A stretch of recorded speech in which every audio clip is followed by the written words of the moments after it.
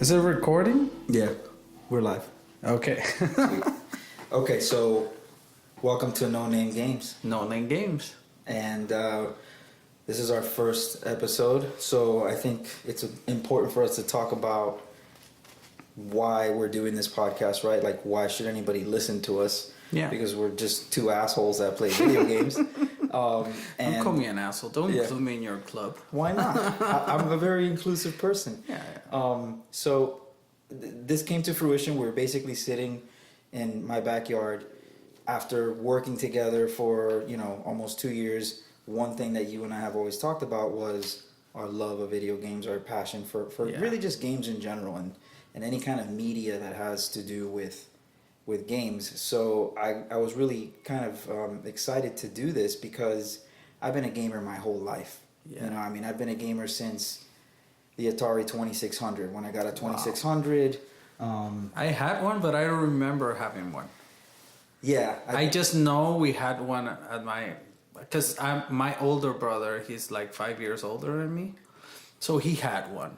And he remembers playing that Atari 100? Well, So it could have been a 2600 or it could have been a 5200. It was the one with the little, it had like a little wooden band or something. Do you remember if it was like big or small? It was small. It was small, so it might have been the 2600, which was the smaller one, and that one also had a little wooden panel. Right exactly. So I don't really remember playing that, but my brother does remember, so I know we had one. I remember begging my parents to get me this thing, and we had just come from Dominican Republic. Yeah. So we were here, and we didn't really have too much to play with outside of the little toys, and I had a bicycle, but I begged and begged and begged my dad, and we would drive by Toys R Us almost every other day. I think sometimes he would avoid driving by it, just so that I wouldn't be like, Dad, I need an Atari, and then one day we ended up going to a store called Zare. Zare. Yeah, it's an old store that doesn't exist anymore. They used to have a bunch of them. It used to have a little asterisk. It was an orange name. Okay. And we walked into Zare, and Zare was having a massive sale. Like, they were selling everything. Everything was on fucking sale. Like, you could buy a cash register if you wanted it. It was like, we're going out of business type of sale. So one thing, I'm sorry I interrupted, but you just mentioned you came from Dominican Republic. Yeah. And let's our audience know that we're talking about Miami then, no? Yeah, we're talking about New York. No, so when I came from Dominican Republic, I came to, we lived in Rhode Island. So we moved to Rhode Island. We lived there a few years. I was too young then and Atari wasn't even really a thing. You're talking, well, it wasn't a thing for me, but it was definitely a thing. We're talking 1985. Yeah. Okay, so actually living in Rhode Island is where I learned about an Atari. When I came to Miami, when I was a little bit older, I was around 8 years old. Then I started saying, when you're 8, you also know more words. So, you start to try to convince your parents, that you need this thing. So that's kind of like where I found the whole thing about the store was here in Miami already? Yeah, it was already here in Miami. So yeah, I'm sorry, but I skipped Rhode Island, but we're here. And, I just kind of like everybody else, I think everybody can relate to the fact that, at some point you have to kind of ask for what you want, especially something like a video game console. And back in the day, my parents didn't have a lot of money, so it was like, I'm really asking them to go out on a limb to get me this thing. But anyways, my dad ends up getting it. Yeah, do you hear that sound? Yeah, what is that? That's a motorcycle. That's Sebastian. Oh, that's Sebastian in the garage? So sorry, guys. The mic is picking a motorcycle in the garage. So yeah. That means we have a good mic. Yeah, it's picking up stuff from another dimension. If we start to channel demons from another dimension, we're both expert Diablo players. Oh, just so everybody knows. Not expert, but... Well, no, we're torment players. So yeah, I ended up getting an Atari, whatever. Got a bunch of games at that Zare sale. The games were like $2 or $3 a game, so I got a bunch of games. I got Pac-Man, Asteroids, yeah. and went home and never looked back. Like it was like I think about that moment when I went home with like Pac-Man and played Pitfall and played Asteroids, and how it made me kind of feel. Like I mean, I was in a new world basically, living in Miami, fish out of water basically. You know, not having really any friends. So my friend was my Atari. Oh wow! Know? And so that was a lot of fun. And yeah, so that was the beginning of the journey for me for games. But what about you? My story is a little bit weird because, like I told you, we had the Atari, but I really don't remember that, so I don't have conscious memory of playing Atari. Although I hear stories of me playing or whatever. So you have unconscious memories. That might be unconscious memories of playing Atari. But then that was in Puerto Rico where I was born. And then when I was 4, we moved to DR, to Dominican Republic. So Quiqueya La Bella.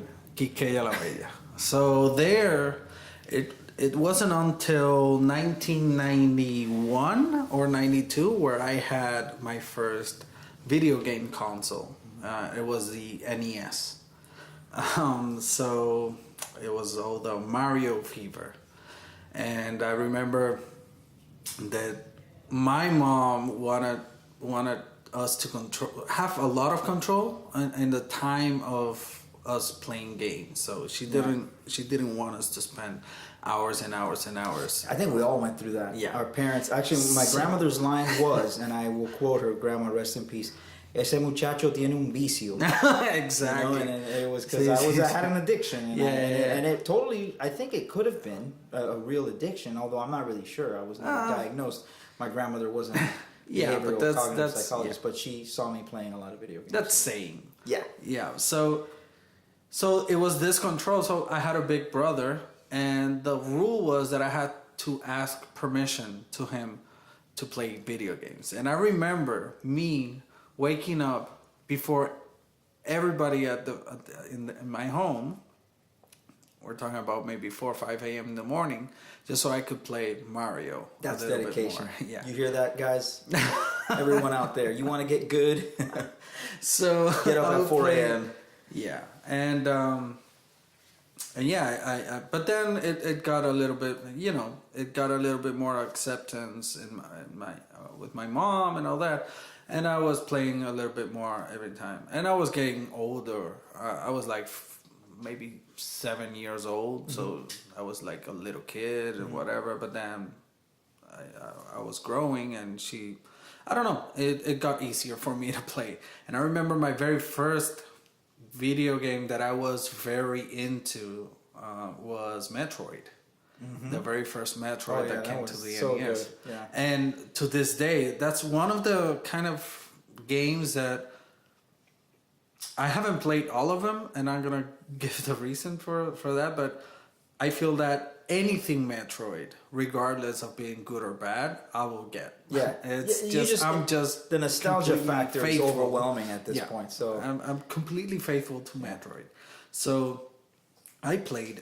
That was my favorite game. You played in the NES. shit out of Metroid. Yeah, but the thing is that in DR it was hard to get games. Yeah. La cinta, como we I call would them. send games to my cousins. Yeah, I would send games that I didn't play to my cousins. And my mom didn't want to buy a lot of games to us. So what we would do Notice is... what I just said. I would send the games that I didn't play to my cousins.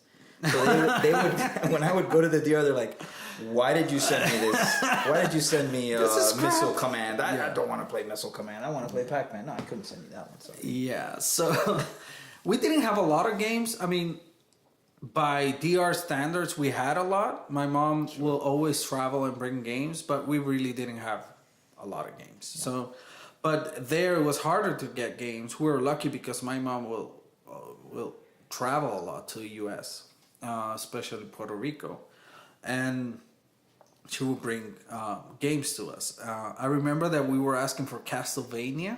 Oh man, what a good one! And she didn't bring Castlevania. She brought a game that's called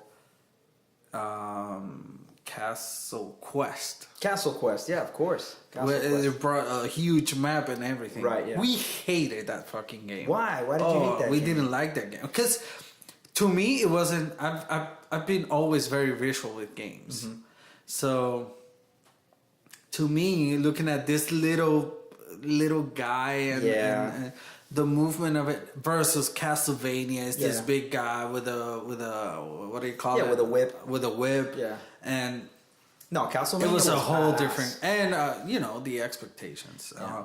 But Well, we let me didn't pause you understand Castle Quest. Let me pause you there because I think that you kind of hit on an interesting note there, which is like by the time Nintendo came around, Atari was already like so bad, and interestingly enough, we're about the same age apart as my brother and I think, more or less. We are 5 years apart. Oh, we're 5 years. Okay, so my brother is 3.5 years younger than me, so almost 4 years. So he would do the same thing you did. He would wake up early. Oh yeah. And this went on for most of my childhood, young adult, teenager, young adult life while I was living at home with my parents. To the point where, fast forward to, World of Warcraft, like 2006, 2007, and I was calling him from my office at Elizabeth Arden saying, Mike, you need to log on for me, World of Warcraft, so that you can level up for me a little bit, Jesus. grind some XP, because when I get home, I need to pick it up.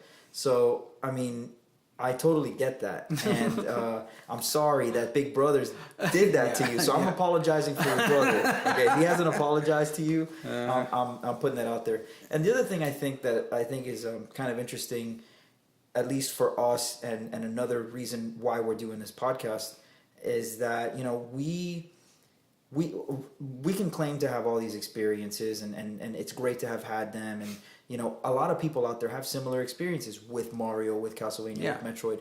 I guess that's what we're trying to say also, is that we're just we're just like everybody else. Like, part of the reason why we call the podcast No Name Games is because they're really, we're not trying to say that we're better than anybody. We're not game experts.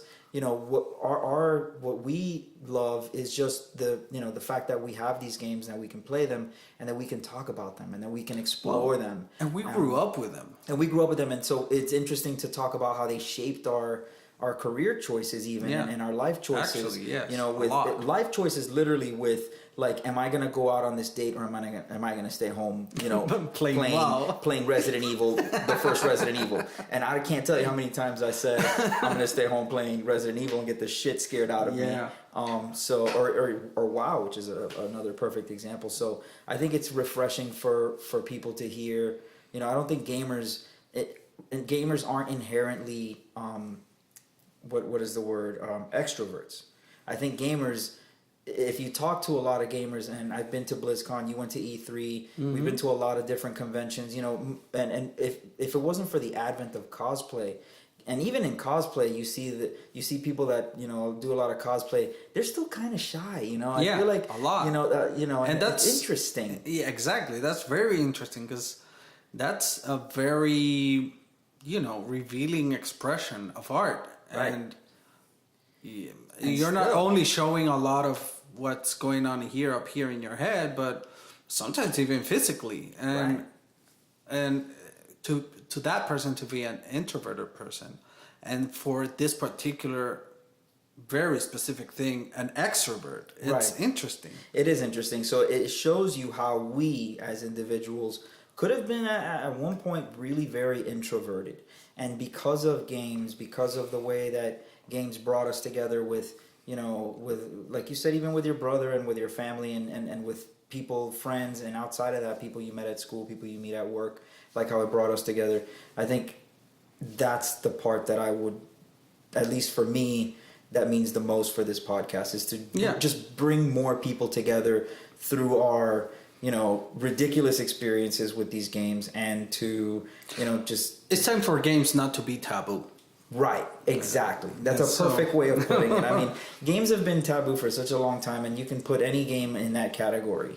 When I was growing up, Dungeons and Dragons was the work of the devil. I couldn't play Dungeons and Dragons because the devil was in the box. Mira, muchacho, el diablo, eso del diablo. So like I would be told. I brought home the box. It's got a huge red dragon on the box, and it's like, pero Manuel, ¿qué es eso? Well, Mom, this is Dungeons and Dragons, my friends. Eso tiene un demonio. Es un demonio ahí en el cover. No, Mom, eso no es un demonio. Es un dragón. Un dragón. Que tiene magia. Oh, it's got magic. That's the devil. So, Una bruja. Yeah. Oh, there's witches. There's wizards. Trust me, it's really cool. No, you can't play that. Yeah. But luckily, my mom was more open to that because she knew that I was actually playing these games like D&D also, which is a great example. You know, with a lot of my friends who were also other introverts. You know, we were just kind of hanging out, rolling dice, and doing that stuff. So something that anybody that listens to this podcast can look forward to, I think, is we're not just going to focus on video games. We'll focus. You know, the content will change pretty often. I think. I mean, I think we'll have some segments that we have planned on doing. You know, that we will continue. But I think as far as the type of things we'll be talking about, the content, it's not going to be a catch-all, grab-all either. It'll be focused on games, but at the same time, you know, you can come at games from so many angles and go so many different ways that I think it's just an opportunity to. Well, if you think about disciplines, Is gaming a discipline? well, within the creation of games, that, I mean, you know, we can talk about games, how much we like it and how much we play it and how we play it. But there's also the aspect of the creation of games. And we're talking about a lot of disciplines. We're talking about storytelling. Absolutely. Yeah. We're talking about visuals, animation, acting, music, sound effects. Mm-hmm. And the list goes on and on and on. I mean, AI. Yeah. There's so many things you can talk. I read a statistic yesterday that said that the gaming industry is bigger than than Hollywood. Oh yeah, I mean, and that's been that way I think for a couple of years, but it's incredible. Well, when the 2008 the market crashed or whatever, the only industry that kind of stayed not afloat. I don't want to say afloat, but was growing after the crash was video games. Was gaming industry because of, you know, people. It's way cheaper to people to buy a game, stay home for a whole month playing that game, than going every weekend to the movies, if you will. But at the time I was working for Bacardi, and I can tell you that rum was also very. What is it called? Recession proof. Was rum and vodka. Always. So people were playing games and drinking. And the other thing is, I did animation. I came to the U.S. to do an computer animation degree. And again, that was fed by my love of video games. But it's weird because I have a gap in my life in which I didn't play games because you were oppressed. I wasn't oppressed. No, a little. Well, if I tell you the story, I mean, the story is that we had the NES, but then the SNES came out, and you know, in DR, everything was late. Like by the time we had the NES in DR, these SNES was already out here in the US. By the time the DR had the NES, like Japanese already, Japan and Nintendo had already created the Super Famicom. Like it was literally already out. You know, Super NES was out, and people were just getting a Nintendo in the DR. So I was 12 by the time I was asking for Super NES. And my mom was like, "Tú estás muy viejo para eso ya." You know? Why are you playing video games? Yeah. You can. You're big enough. I mean, you're a teenager now. So I was 12, not a teenager, but you know, in her mind, I was already too old for video games. Of course. So from there, then it was like maybe 3-4 years after when we got. Our first personal computer at home. And for me, it was about playing games. But it was a really bad computer. Oh boy. It was really, really bad. It was a 386. Did it have a hamster and a mouse? It was an 8386 with maybe like do you hear me? Yeah. Okay. Maybe like 16 Ks of RAM. Okay. A video card of 512 kilobytes. And a 384, 386 hard drive, megs. We're talking about megs, not gigs. Yeah. And the processor ran at 33 megahertz. So that was my computer. Sounds like a nice paperweight. It had one of the, big floppy disks. Yeah, the 5 1/4. Yeah. Yeah, those are sweet. So that was my very first computer, and I could barely run Doom. Yeah, man. In that computer.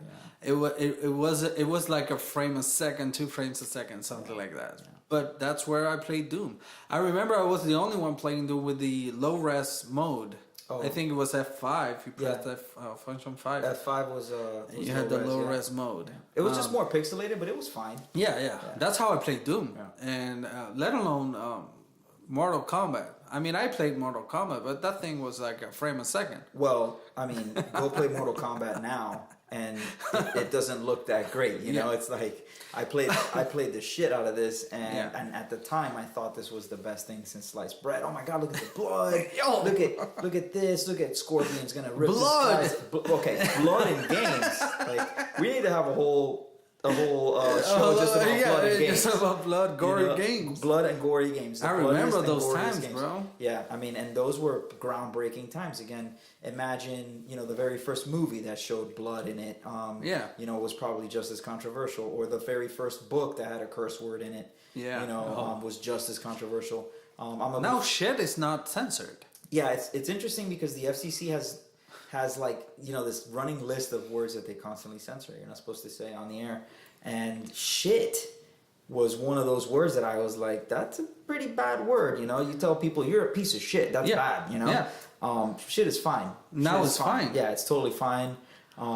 Which is weird, but I don't know what their rationale is, but blood in games was like the shit. Right, it was the shit. Yeah, blood in games was literally the shit. So I mean, fast forward again to today, and I think one of the interesting things also is that when you look at the games that we're playing now in comparison to what you got with that PC, it's that PC game, that Doom game. Yeah, it was a shooter. Yeah, it was pixely, but there was still a bit of a story behind that game. Oh, yeah. I mean, I enjoyed it 100%. Yeah, I mean, and it was, I think one of the other segments that we wanted to do that we talked about too was, platform versus platform, which is an obvious one.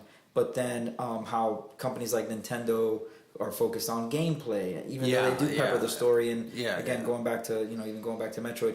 And a company like I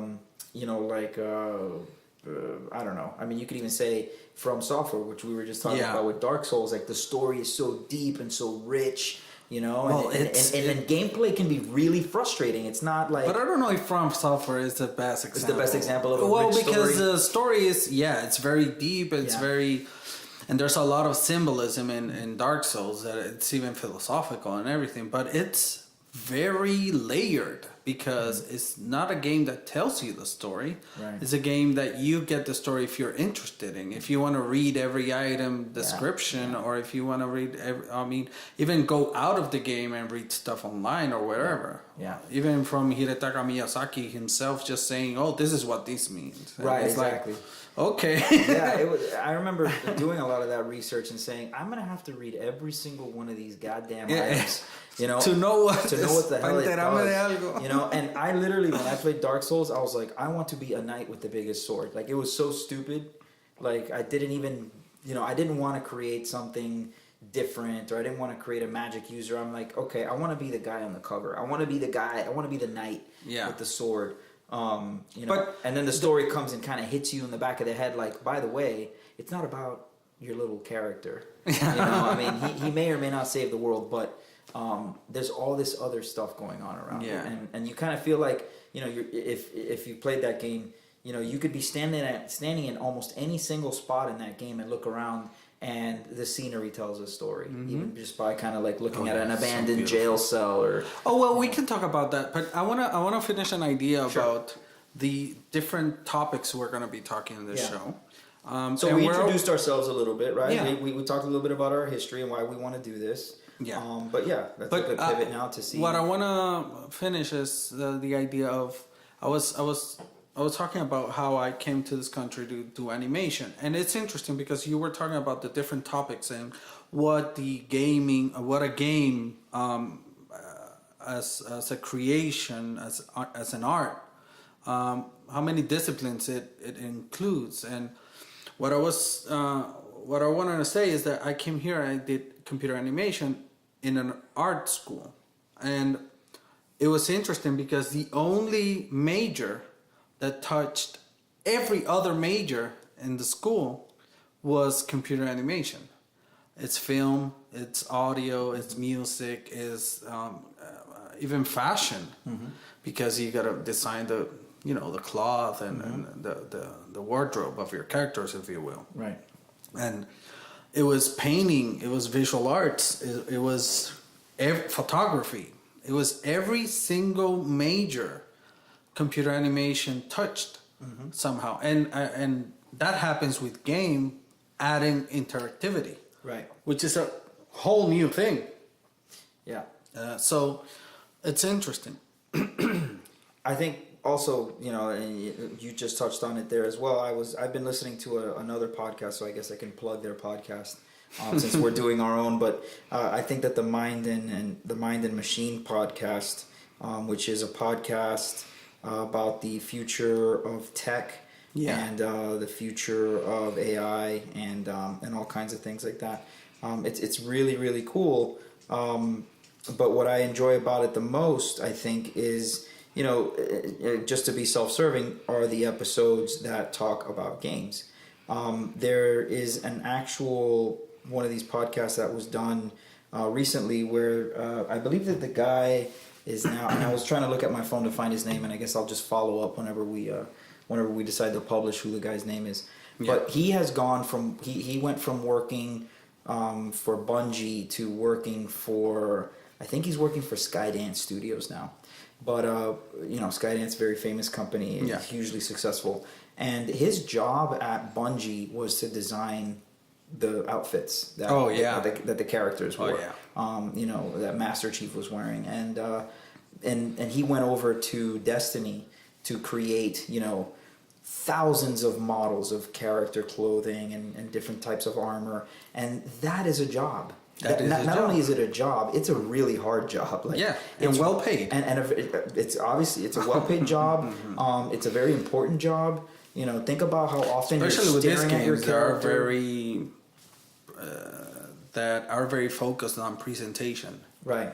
Bungie, all the games, their presentation is just so pristine. Right. Exactly. And you see all this designs, and Blizzard too. It's another.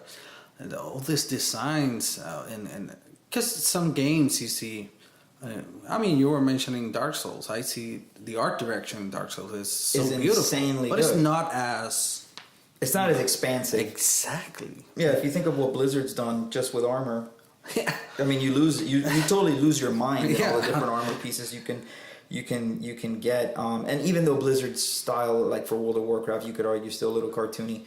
All those art style, there's design behind everything. There's design and there's a reason behind everything, and those reasons carry over into other games, like Hearthstone, like Diablo, like StarCraft, and that legacy lives on through that DNA and that Blizzard DNA that they have with all their games.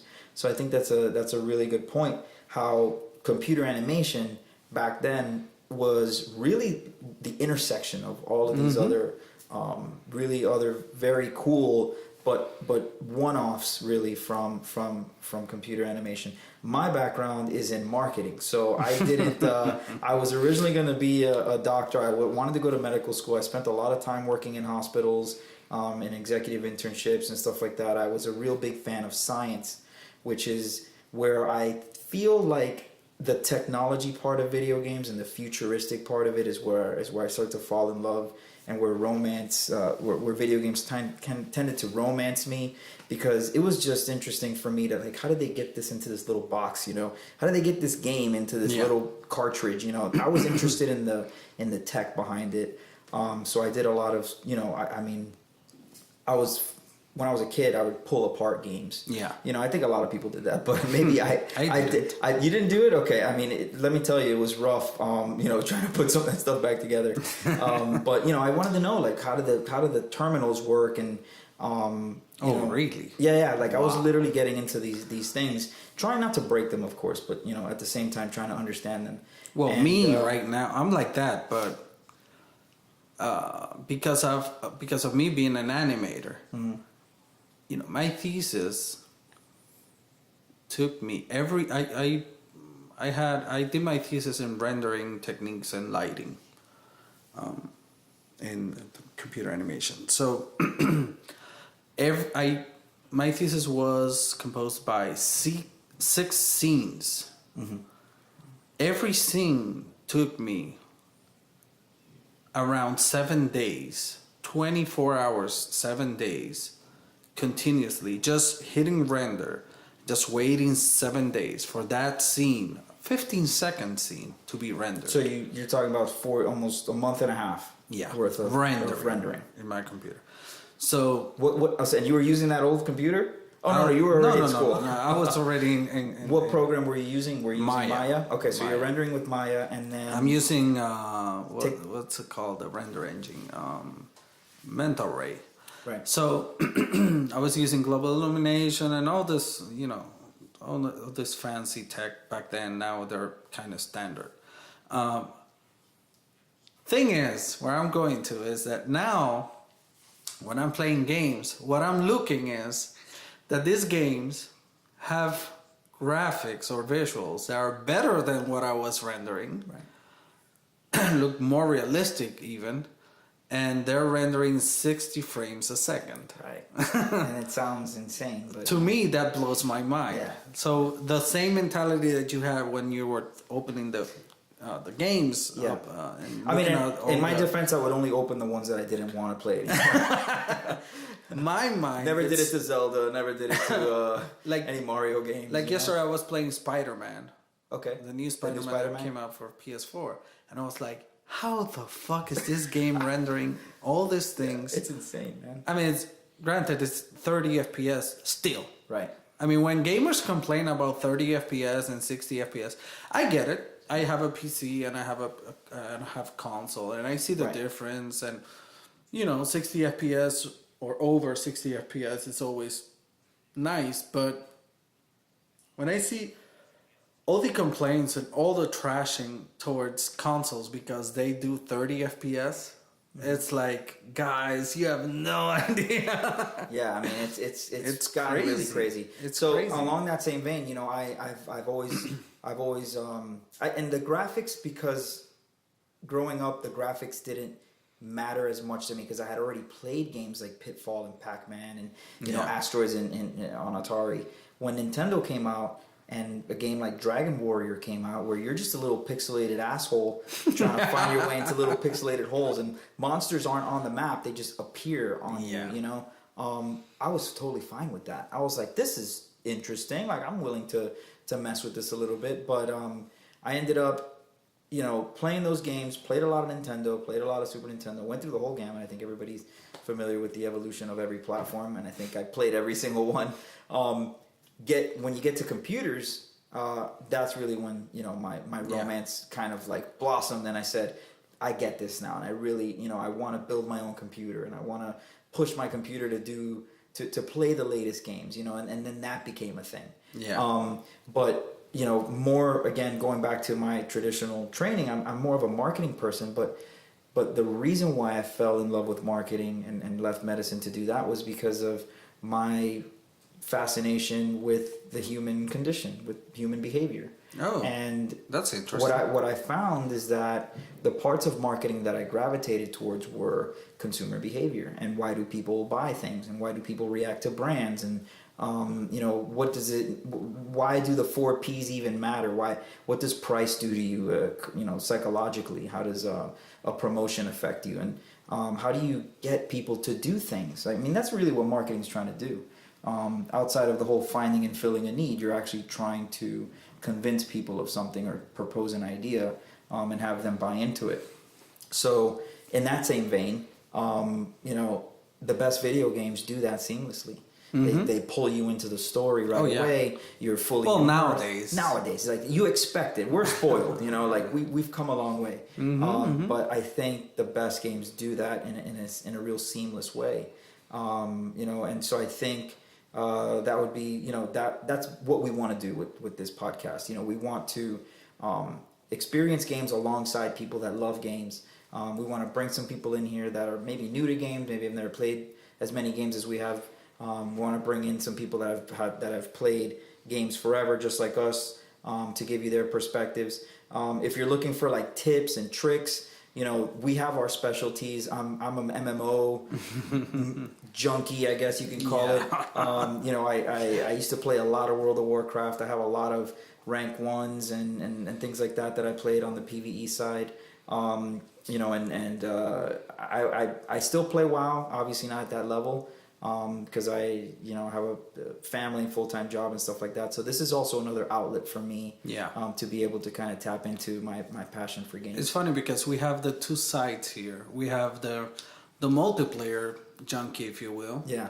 And me, that I'm a single player. Right. Gamer. You like just diving in on your own. Yeah. You want to be in command and control of that experience. Yeah. I prefer the single player experience with a well-developed story and that sort of thing. Yeah.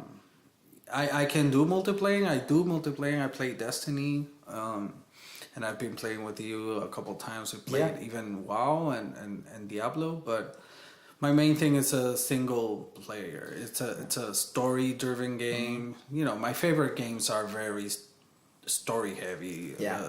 Naughty Dog games are my favorite games. Well, one of my favorite games. So. Yeah. The latest God of War is... Yeah. I mean, let's be real. Like, MMOs, to me, like, MMOs are dying. Like, I just feel like... You think so? I feel like they are. I feel like the genre is hemorrhaging. So. I see a lot of... I mean, I played WoW for I don't know how many years. I played it since release. So I played it for an inordinate amount of time. The community was so much bigger than it was now. You know, there were so many more people around. It was a new thing. It was a new thing, and maybe that was part of it, but also the fact that the popularity now is, I think, shifted back to a lot of those single-player experiences, like God of War, like Spider-Man. You know, there's a lot of excitement. The thing is that I think the MMO games shaped the industry. They could have, because now this whole thing of looking at, we see games that are services. Yeah. You mean the business model of the industry? Well, the games now are you know, SaaS is software as a service. As a service. Mm-hmm. Now we have GaaS, I guess. Games as a service. As a service. That's also a good name for this podcast. GaaS. GaaS, games as a service. So, but you see, I mean, I don't know. I'm not a game historian, But you're just as eminently qualified as any other gamer. Well, yeah. Well, not very much. Okay, so not better than you. But we'll leave the eminently part out. You're definitely qualified, though. But I think that it's shaped, because now we see that there's a lot of multiplayer games, and there's services basically. I mean, what happens with single player games and why I'm afraid of them.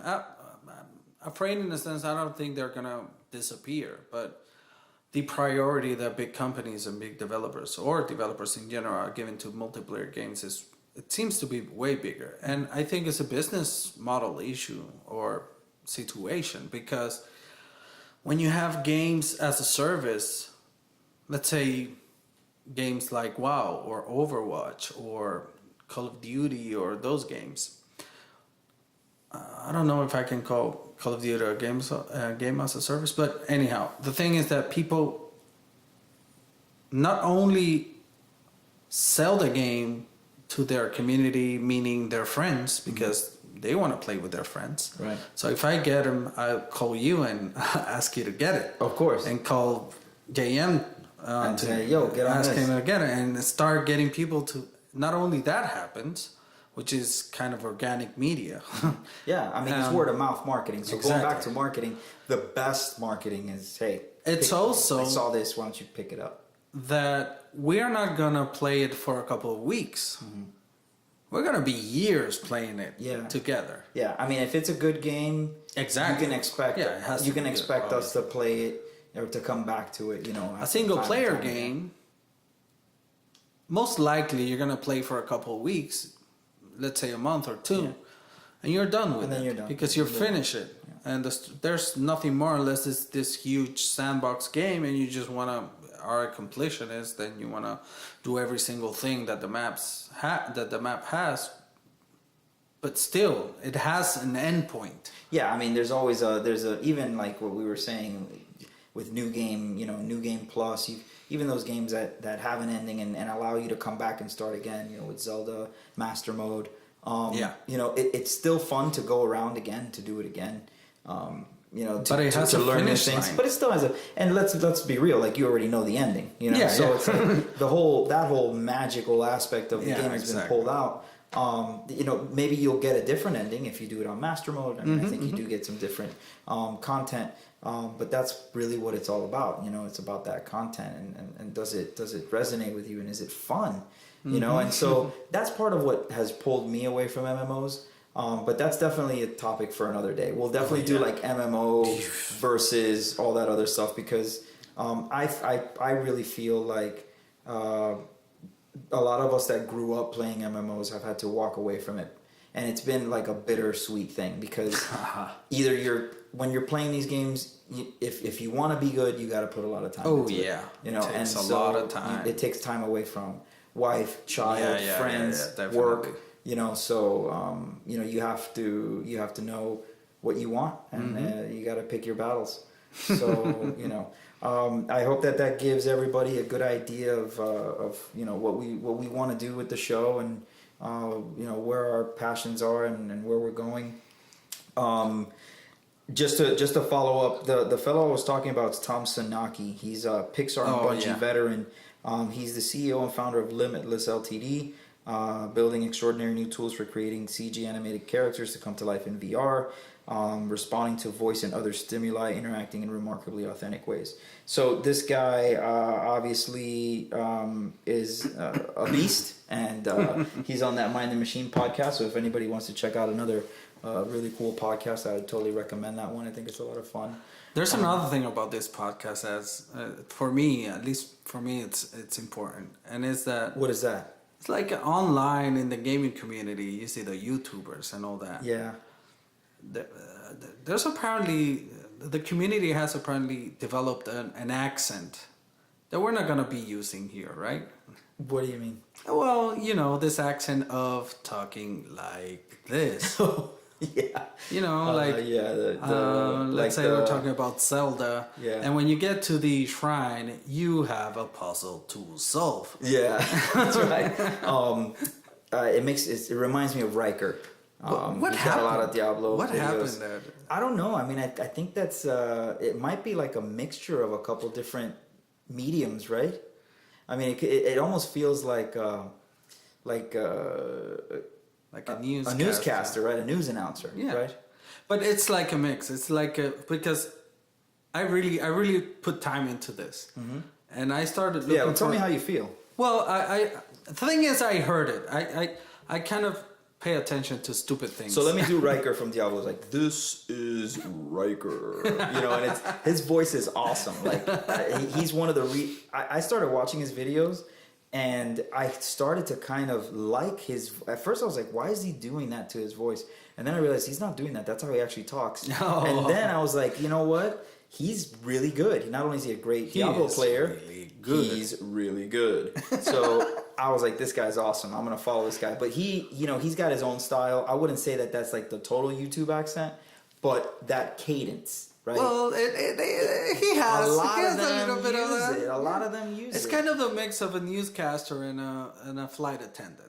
But it's not either one, but it's kind of the mix of both. Yeah. Because if you look for both accents, it's not the YouTube accent. Right.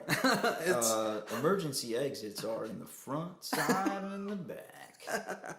But this is a different accent. And they slow down and go down in pitch. Yeah. So it's and once you hear it, It doesn't you sound can't natural. Yeah, it that's doesn't the sound most right. Yeah. that's the most annoying thing about it. So that's where I'm going. We're gonna be natural here. We're Yeah. just having conversations. Yeah. We literally wrote three ourselves. things on a note on a yellow sticky Yeah. notepad, and we're like, let's just hang the fuck out and talk about video games for a little bit. And I think people will relate to us because we're not, trying to be something that we're not. We're literally just we work in advertising. Announcers. We're friends through video games. Exactly. We have the same passion for video games, and our what we would love is for other people to also come together playing video games and not and kind of use that the same way we used it here, to bring and us be together. part of it. And the people to be part of it. Send us emails. Yeah, and let us send know us what you want us to talk about. Yeah. Maybe if you're here, I mean, we're in Miami. Maybe Yeah. if you want to come and join us and talk. We're gonna with talk us. about Miami. We're gonna talk about Cuban coffee. We're gonna talk about one thing we're gonna talk about that I also have a lot of passion for is how Hispanic gamers also in general are. I feel now looking backwards have been almost largely underserved. There's a large and there's a community. lot of us. There's a lot of us. So how can we bridge that gap for Hispanic gamers? I'll tell you one thing that is super apparent. Anybody that's listened to this podcast that has played an MMO with a player from Brazil or a player from Dominican Republic in their group, usually your first reaction is kick this guy, right? Because he doesn't know what he's doing. So I'm a Hispanic gamer. There's quite a few of us out there. I think Manuel, el Hispanic gamer. Manuel el Hispanic gamer. I thank you for the YouTube accent. Yeah, so part of this is also to bring awareness to the fact that there's a huge community out there that is kind of underserved. We're gonna come at it from the Miami, Latin vibe corner. So if that also interests you. In any way, shape, or form. I mean, I think we'll definitely hit on that a few times. Probably more from the humoristic perspective. Yeah. But, because... we make fun of ourselves. We really make a lot of fun of ourselves, and we've been holding back, I think, for the last 30 minutes here. But but it's important, I think, to get that out there because... we gotta give a good impression first. We have to give a good impression, and also, all those Dominican gamers are going to be like, mira esto... Esto asqueroso. Esto asqueroso aquí hablando mierda. So I think with that, I think we'll wrap up this first session. Yeah. But we want to thank you guys for spending some time with us today. Look for the next podcast. We're gonna be posting every week or so, right? Yeah, we'll post every week. We're gonna try to do at least 1 to 2 episodes a week to keep you guys aware. The next episode that we're planning on doing is going to be talking about. Tigre is going to be talking about, and I call him Tigre, but we're going to call, we're also working on like our dog tags, our call signs. Yeah. I'm Efcos. He's Efcos. I'm Mannifresh. But so next time around, we're going to be talking about Forsaken, Spider-Man, and Tomb Raider, which are 3 hot items right now. I'm also going to be talking about, on the MMO side, I'm going to be talking about World of Warcraft. I'm going to be talking about how you ask for vacation. How you ask just for vacation to play. time at work just to play World of Warcraft. If you haven't mastered that, I can show you the ways. My young Padawans out there. And I'll also talk about some Diablo 3 news that I heard. That was really, really cool. I'll tease it a little bit. Again, you guys know that I listen to Riker, so he actually started talking about this a couple days ago. But one of the Blizzard developers of StarCraft, this guy named David Kim, who joined Blizzard back in 2007 as a StarCraft developer, and by the way, is also one of the top StarCraft players in the world, one of the top 100 StarCraft players. He left StarCraft in 2017 to go work on another Blizzard project. So this guy is like the man at like balancing games and player versus player content, right? So where did he go? He went to Diablo. You think so? No, I know so. I mean, I'm almost like 99.9% positive. So what you're saying is there a chance he didn't go somewhere? Yes, it's possible he didn't go to Diablo. But if Diablo is planning to announce at BlizzCon this year anything new, it might be like Diablo PvP or Diablo Arena or something related to Something that Diablo fans have actually been asking for a pretty long time, which is, you know, it's fun to kill demons, but sometimes I want to log in and kill Efcos, and I want Efcos to come in and beat up Mannifresh for like 20 minutes with his monk, you know? I wouldn't like that. I mean, yeah, he wouldn't like it, but I think it'd be awesome going around Sanctuary ganking a vicious people. strike. Yeah, a vicious strike out of nowhere, like a little ganking party running around Sanctuary. That sounds like a lot of fun to me. Oh yeah. So, but I was kind of almost waiting for you to say Diablo 4. Well, I don't want to say it because I've been saying it for a little while now. You don't want to jinx it. I don't want to jinx it. I don't want to jinx it. But Makes sense. Yeah. So with that, we'll catch you guys. Also, one other thing. Yep. We'll probably have a better name for our podcast next time. Right now, it's what the do you No Name think? Podcast. Give us names. Yeah, if you guys have an idea based on what you heard, we're open to suggestions. Yeah. I think gaming as a service is hilarious. Gas is awesome. Gamers as a service. Or maybe because that's what we are. We're just gamers as a service here, offering that's our a good one. gaming services to the community. Nice. So we'll Can see. you say that again? No. Gamers as a service. Peace.